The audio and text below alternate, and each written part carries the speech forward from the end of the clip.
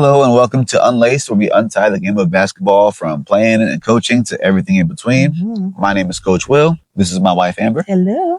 And today we're going to be discussing individual training versus team training. And also when you are a coach and you have beginners in the gym with more experienced players in the gym at the same time. And that's something that you've experienced. Yes. A lot. Yeah. So let's go right into that. So let's start with the difference between individual training and team training. Okay. Yeah. Carry on. The difference between individual training and team training. So for you, what's individual basketball training? Like, what is individual basketball training? I would say you are working on your personal skills. You're working on specific tasks like your footwork, your dribbling techniques, driving to the basket, how to finish at the basket, working on your shooter touch, sliding your feet on defense. It's about specific individual things like sharpening your strengths, getting better with your weaknesses, knowing the difference and knowing what you want to work on. So personally, how do you individually coach or train? Well, usually, like when you're doing an individual session, what are you doing? Not just the generals. What are you doing when you're with your one-on-one players? I guess it really depends if we're talking about like a new client or someone I've been working with for a while. Okay. But we do like a kind of like an intake session at first. I kind of give them a generic template or skill-based situation, and I sit back and I kind of evaluate, see where they're at, so I know where to meet them at. You know, where they're at with their dribbling, where they're at with their shooting, where they're at with their hand-eye coordination, that sort of thing, so I can figure out what I need to work on with them. But once I get that situated, it's about tailoring to their needs, figuring out what they do well, what they can work on, what they need to improve on, and also what they want to improve on. Yeah. That's true. Yeah, like it's not all about what you want them to do better on. It's what they are interested in too. There's some middle ground there, obviously. Yeah, you know, because you need to know some stuff. Yeah. And what do they plan on getting out of this? Like, are you planning on trying out for your school team? Are you trying to keep up with your friends at school? Are you trying to earn a starting role on your team you're on currently? Is the parent just putting you here just so you can be doing something? And I try to avoid that question because when we get on the court, I'll know. I'll be able to tell if they're there for them or if they're there for because their parents put them there. How do you adjust to that? You got to find certain drills that keep them engaged and entertained. You know, I do a lot of like fun competition drills. Kids love that competition. It helps keep them focused and engaged, and they don't really realize that they're actually gaining something out of it when they're enjoying and having fun with the games we have in place. With individual training, it's more about focusing on specific details, getting the fundamentals right, getting their shooting form right, getting their posture when they're dribbling right. It's about all those little details that you have to get better at. Footwork is very important in basketball. I know people focus on footwork more for like soccer and maybe football, depending on what position you play in football. But everybody's got to have a good footwork in basketball, especially when it comes to defense. So individual training for you focus a lot on the details. Yes. The specifics of it. Yeah, exactly. If we're ready to move on to team training, go for it. I would say team training is helpful because you get to focus on specific situations. You get to focus on, you know, like a 3-on-4, a 4-on-3 fast break or a 2-on-1 fast break. You get to focus on running an offensive set correctly. You get to focus on running a certain inbound play correctly. Certain situational drills are really helpful because it keeps them focused on like a simulated situation. Yeah. So one of the drills that I really like to run in a team-based situation, we do like a 5-on-4 drill where it's 5 offensive players and 4 defensive players, and having one less defensive player really makes the defense have to think and have to work more. Yeah, because you have to pick up for somebody. You got to pick up for somebody, and you're constantly communicating because you're gonna have to double teams. You're not have to double team. You're gonna have to cover 2 people at some point. So, yeah, that's a big one there. I like doing the 3-on-2, 2-on-1 fast break drill. It's a very specific situational drill. But how does that contrast to the individual training? Because you still can't skip on the details just because you have a group of kids. Yeah, that's true. I would say it's a little less focused on the details though, and more focused on like the effort and the communication and the teamwork. Yeah, you don't really get much of that when you're doing individual training, but individual training is more focused on slowing it down, and just getting all the finer details worked out. I saw a quote that says, like individual training, it sharpens the blade, and then team training or team play shows how that blade is used. Oh, wow. How do you feel about that? I like that quote. That's a really good one. That's really good. I'm going to have to use that. Yeah, no, I agree with that. You're sharpening your individual skills because you are making yourself a better player. You can contribute more to your team when you work on your individual skills. And that comes with individual training, even just self-training. Oh yeah, you got to be self-training. You know, I only meet with my kids once a week. Once a week is not enough. No. It's not going to cut it. Like if you really want improvements, you have to take what you learn in class and apply it at least, I don't know, 3 times a week. Yeah, because I do Zumba once a week and I don't remember anything. Yeah. I mean, that's just going into the next week. I'm just like, I'm lost still. That's just the nature of things. I'm lost. So yeah. So,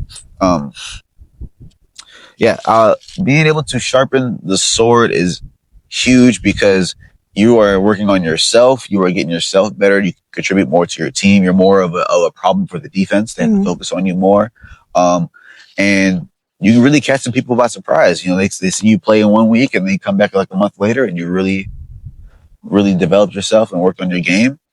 As the coach, how do you balance out though, like in a group training, not focusing too much on one specific player or even just giving a specific player some extra attention because you are in a group setting. So some things might slip through the cracks, but you can't let a double dribble in a group training slip through the cracks. Yeah. So like, how do you balance coaching both essentially? It's about finding the right focal points. Certain situations come up and it's like, okay, well that can't slide. That can't slide. That we'll talk about that. Here's a warning for that, you know. And then some things that, you know, aren't as big of a focal point, I would say.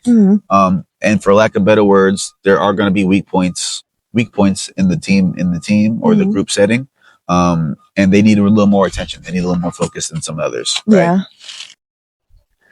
Yeah. So again, how do you balance that? How do you balance not individually coaching in a group setting, but also still taking the time out to individually coach a player who might need some extra coaching within that group? In the group setting, you want to be as focused on the group as possible. That way nobody's being left out. Everyone's gaining something from the session or from the time that we spend together, right? But yeah, you can't let things like a travel slide. You know, that's an individual situation. That is individual. Right? You got to make sure you're able to coach and adjust based on where you're at in the class or in the program, right? So, do you encourage student coaching? Like if a student sees something and they say something to an individual player? That's kind of going to the next category. But yeah, I always encourage players to be leaders on the court and speak up because everybody can learn something from somebody. You know, it's not just about the coach. You might see something that I don't see, right? As a player, you have a different angle than what I see. And, you know, I want my players being comfortable and able to speak up and talk about the situations with their teammates, you know? So then let's go into it. Adjusting when you're coaching beginners and also advanced or intermediate players within the same group, within the same team. Yeah. Let's talk about the difference in that. Well, I think most coaches, including myself, there's times where, you know, you want to have a team full of experienced players, right? That makes it easier, right? Some coaches might not feel that way. Does it make it easier though? I was going to say, some coaches might not feel that way. Because some experienced kids can be little know-it-alls or think they're little know-it-alls and you can't tell them Yeah, I mean, you Can't tell obviously me have. nothing. I'm the coach. I'm going to tell you. Yeah. But it's harder to talk to those kids Yeah. who think that they know everything already as is, and they're not understanding why they're getting extra attention. You know, like they don't like that negative extra attention, but they need that at times because you might think you know it all, but look, this is something you need to improve on, something you can get better at, or just being a leader, something they can get better at. You know what I mean? Wait, please hold for the slow, very slow, loud train. He wants to say hello, slowly and loudly. It is a very slow, loud train. Okay, so now the train has passed for the most part. For the most part, it's still going. Yeah. We're gonna go into the focus of beginners in the classes. So, well, let's start from this point. For those who don't know, I teach these classes called Unlaced Academy, where I focus on beginners and teach them the individual fundamentals. Sorry, I'm rambling. Teach them the skill set, individual fundamentals of basketball. And my primary focus for this class is to help these beginners develop a love for the game, teach them the fundamentals, and learn the basics of basketball. That's my class that I've been doing for almost 3 years now. So what do you teach in that class? I teach them the fundamentals. We start with dribbling and passing, then we go into shooting and rebounding, and then we go into defense and conditioning, mostly conditioning. And then we finish it up with our scrimmages at the end. So that's another challenge in itself because the scrimmage is a team-based example, but we've been working on individual skills this whole time. Yeah, but as a group though. As a group, yeah. Yeah. So, but on to my next point, we often get some more experienced players in this class, and I think that the struggle is trying to find a good balance with the experienced players and the beginner players. Well, before you mix them, how do you? So you talked about the beginners. How do you coach experienced players? Experienced players, we run similar drills, but they're a little more challenging, and I feel like they have a better understanding, so I don't have to do as much explaining and go into too much detail with doing the examples myself or giving a verbal example. I feel like they have a better understanding of what that drill is. I just have to give them a little more push because going in a little more detail, making it a little more challenging for those players. So I would say the hard part with combining those two groups is trying to keep the drills engaging and challenging for everybody involved. Some situations might be where we have some of the beginners on one side of the gym working on the basic fundamentals, and we have some more of the experienced players working on some more of the details, some more of the challenging variations of that drill, right? One cool thing about having experienced players in the gym is they are really good natural leaders, and we can have them kind of assisting me as a coach. They can kind of be coaching the beginners. They develop some more patience as a player. They understand more about what the beginners where they're at, and they also get a better understanding of their level of knowledge. Like, oh wow! Like, because if you can teach it, then that means you kind of know it. Yeah, you have to know it first to be able to teach it, especially to a beginner. And we can find out who's going to be the next generation of coaches coming up. Maybe because possibly. Just because I can doesn't mean I want to. Right. Yep. So maybe. So what's the most challenging part of it, though?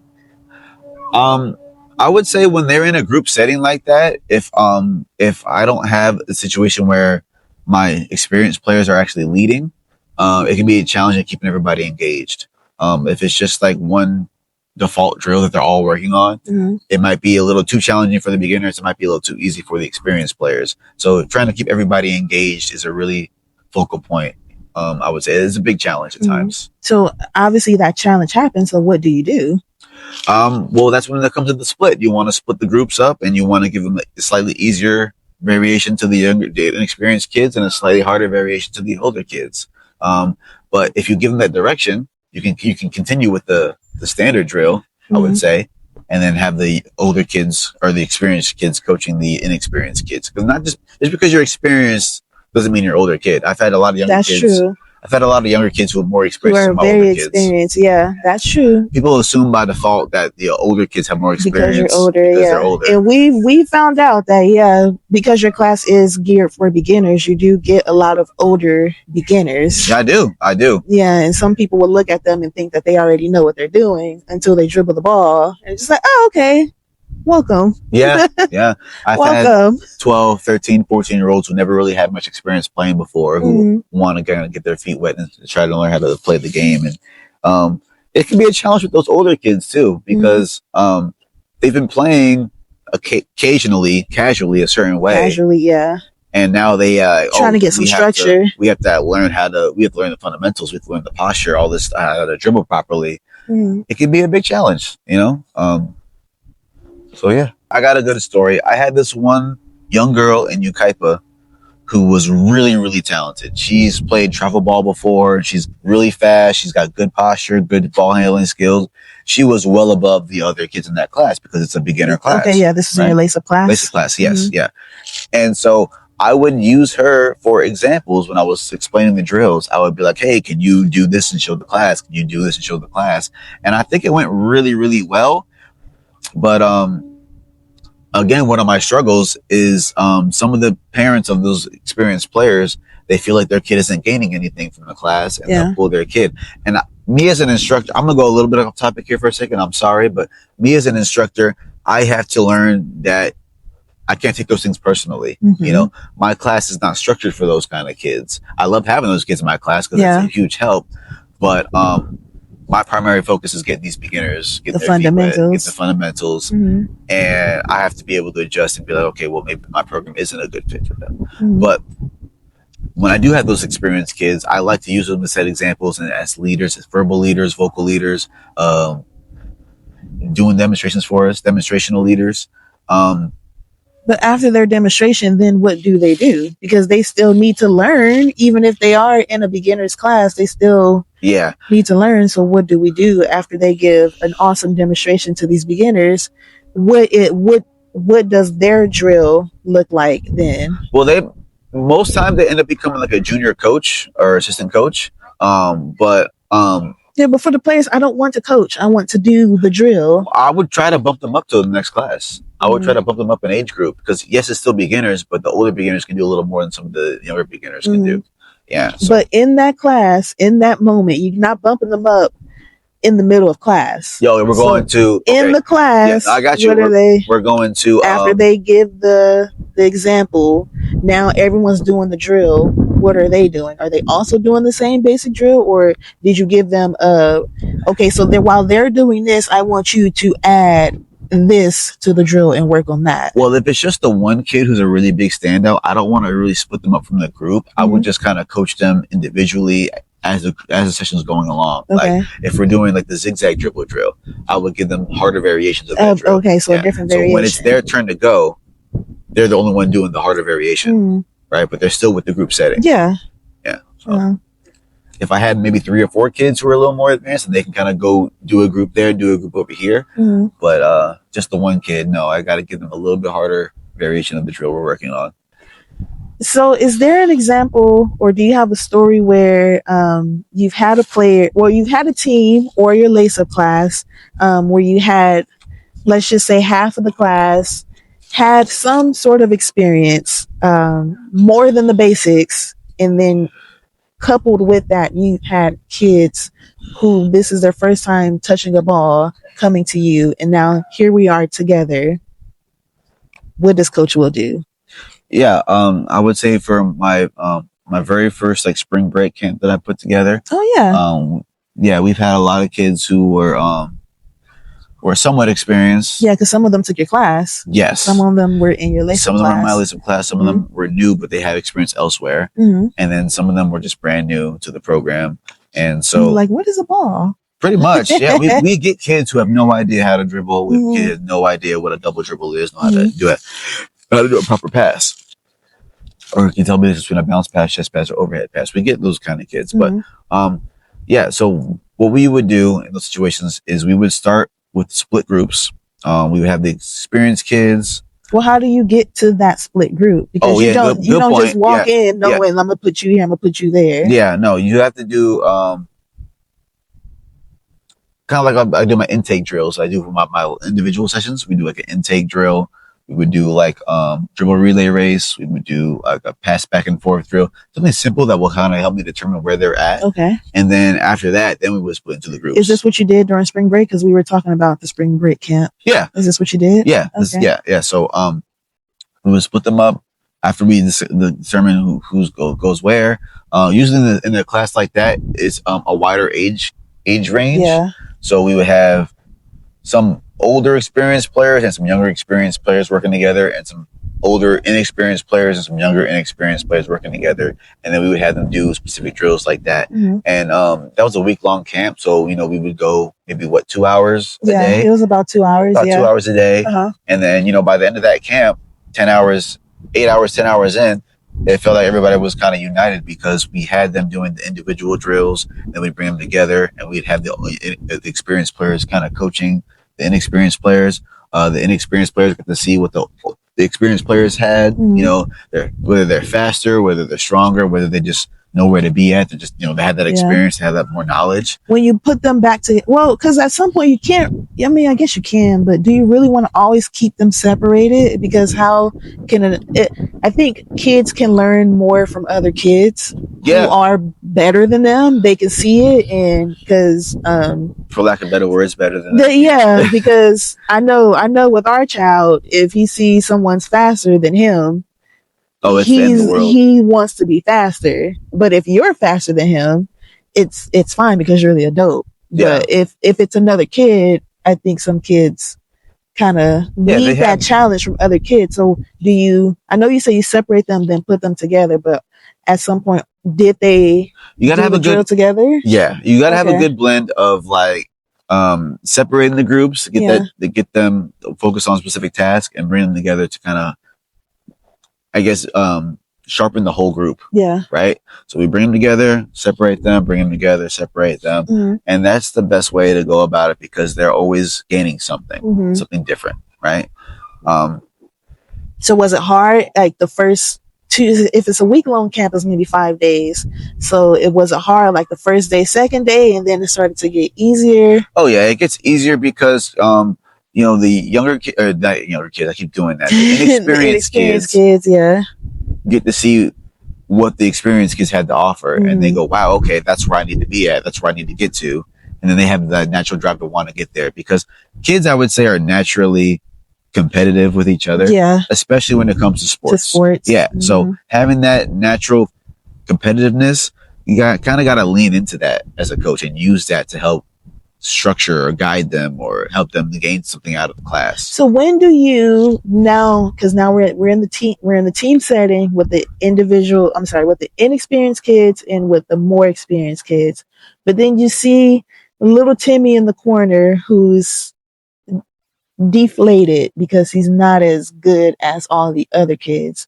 What this coach will do, because now you have to step into your individual coaching bag to kind of get them back into the group.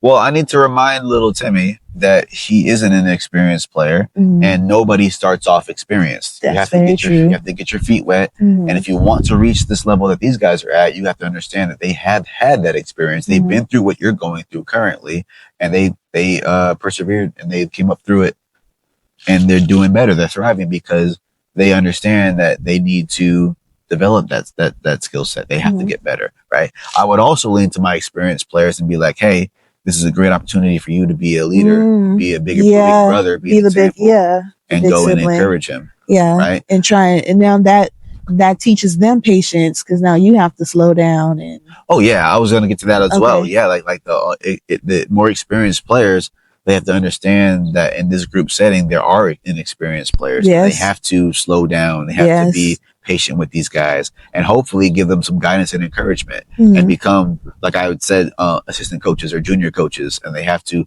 have some kind of coaching in them because otherwise it turns into bullying. It can real quick. It turns into like this negative aspect, and we want to avoid that as much as possible. Yeah, it can definitely turn into, oh, he's trash or he doesn't know what he's doing. And while two things can be true, it doesn't need to be said. No, yeah, especially coming from another and we're person. trying to build this person's confidence, not destroy it. If you're quick to destroy this person's confidence, they might not want to come back. This might be their one and only experience. Yeah, you don't want to be the person that ruins it. So I think next time you do a camp, or next time it is an obvious gap within your groups, I feel like you can. That's a little bug.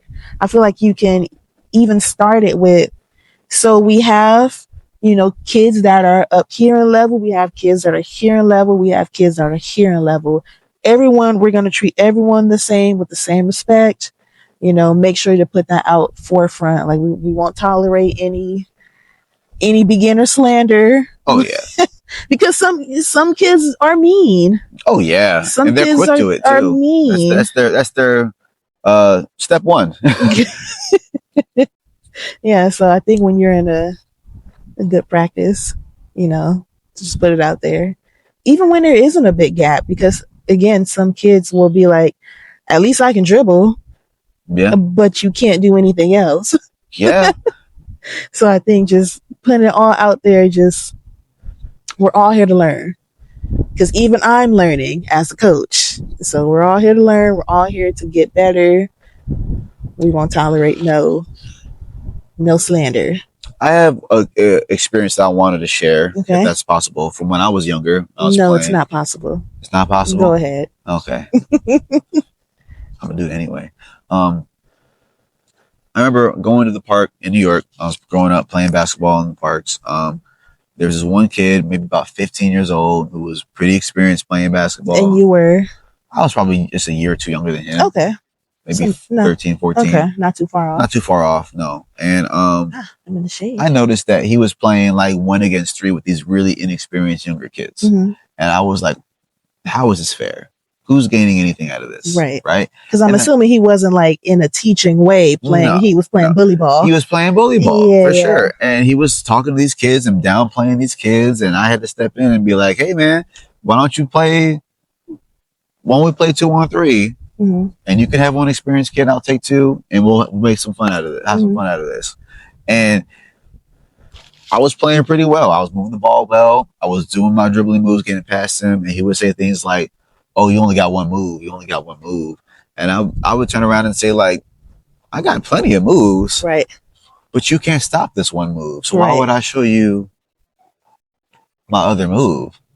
So that's where the experience really starts to show and come in, because you can be an experienced player and be kind of a jerk.